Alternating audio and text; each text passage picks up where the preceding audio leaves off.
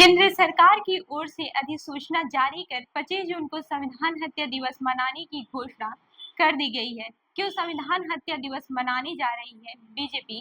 क्यों इमरजेंसी वाले दिन यानी 25 जून का ही तारीख चुना बीजेपी ने? इस पर विपक्ष और दूसरे दल के नेताओं ने क्या कुछ कहा, हम आपको विस्तार से बताते हैं। नमस्कार, मैं हूँ रूबी और आप देख रहे हैं जनदर्पण न्यूज।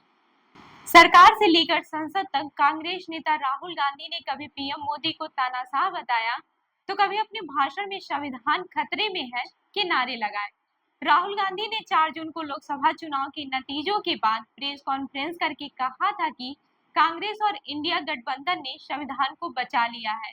वही लोकसभा चुनाव से पहले विपक्षी दल संविधान बचाओ के नारे से बीजेपी पर लगातार तीखे हमले कर रहे थे, लेकिन बीजेपी ने एक बार फिर विपक्ष के हमलों का करारा जवाब देते हुए बड़ा फैसला लिया है। केंद्र सरकार की ओर से अधिसूचना जारी कर 25 जून को संविधान हत्या दिवस मनाने की घोषणा की गई है। केंद्र सरकार की ओर से जारी की गई अधिसूचना में कहा गया, 25 जून 1975 को आपातकाल की घोषणा की गई थी। उस समय की सरकार ने सत्ता का घोर दुरुपयोग किया था।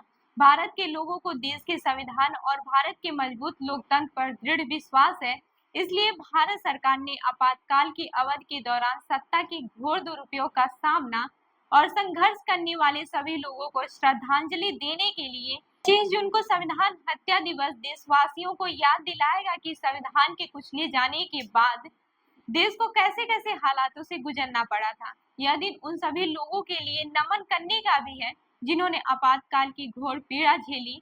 देश कांग्रेस के इस दमनकारी कदम को भारतीय इतिहास के काले अध्याय के रूप में हमेशा याद रखेगा।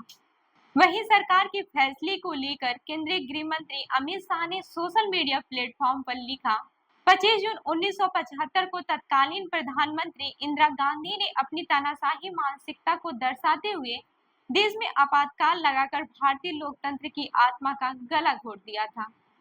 लाखों लोगों को अकारण जेल में डाल दिया गया और मीडिया की आवाज को दबा दिया गया।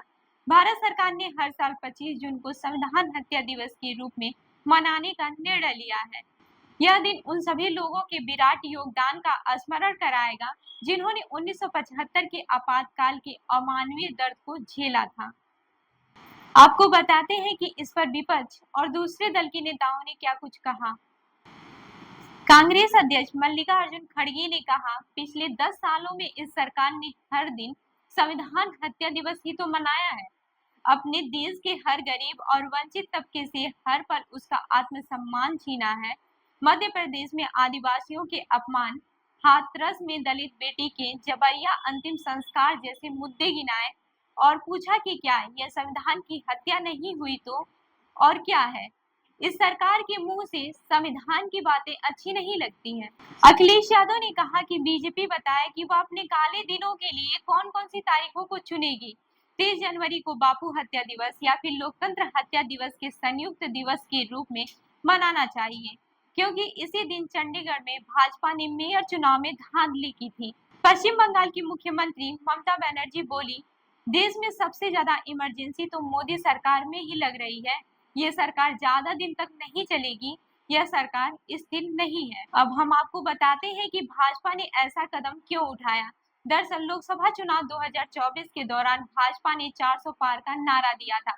इसके बाद भाजपा के कई नेताओं ने कहा था कि 400 सीटें इसलिए चाहिए क्योंकि संविधान बदलना है। इसमें बीजेपी नेता अनंत हेगड़े, लल्लू सिंह और अरूण गोविल शामिल थे। इसके बाद विपक्ष ने मुद्दा बताते हुए कहा था कि अगर भाजपा सरकार में आई तो संविधान बदल देगी। इसके चलते पीएम मोदी को सफाई देनी पड़ी थी। अप्रैल 2024 को सागर में प्रधानमंत्री नरेंद्र मोदी ने बताया था कि उन्हें 400 सीटें क्यों चाहिए। पीएम मोदी ने सागर की सभा में कहा था कि कांग्रेस धर्म के आधार पर आरक्षण देना चाहती है।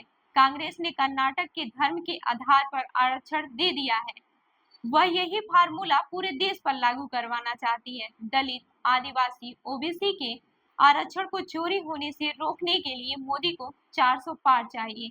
मोदी ने कहा कि मुझे दलित, आदिवासी और ओबीसी के आरक्षण की रक्षा करनी है।